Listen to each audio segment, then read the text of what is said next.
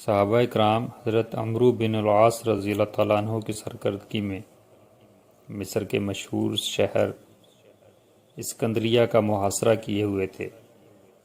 اسی دوران حضرت عبادہ ابن صامت رضی اللہ تعالیٰ عنہ کسی ضرورت سے پڑاؤ سے کچھ فاصلہ پر چلے گئے اور ایک جگہ گھوڑے سے اتر کر نماز کی نیت باندھ لی۔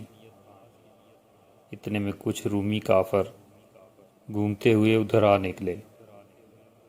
انہوں نے حضرت عبادہ رضی اللہ تعالیٰ عنہ کو تنہا نماز پڑھتے دیکھا تو سوچا یہ انہیں قتل کرنے کا اچھا موقع ہے۔ چنانچہ وہ یہ بری نیت لے کر حضرت عبادہ رضی اللہ تعالیٰ عنہ کی طرف بڑھے۔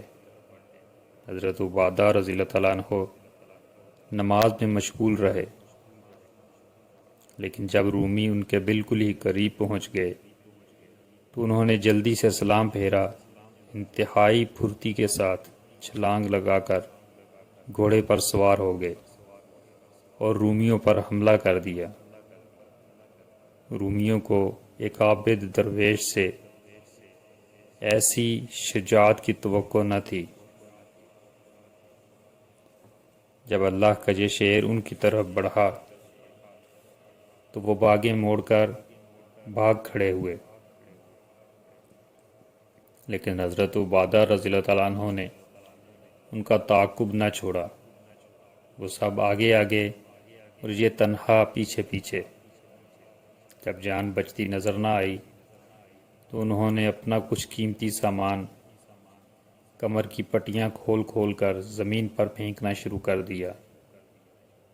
خیال تھا کہ عرب کا یہ صحرا نشین یہ قیمتی سامان دیکھے گا تو اس کے لالچ میں ہمارا پیچھا چھوڑ کر سامان بٹورنے میں لگ جائے گا۔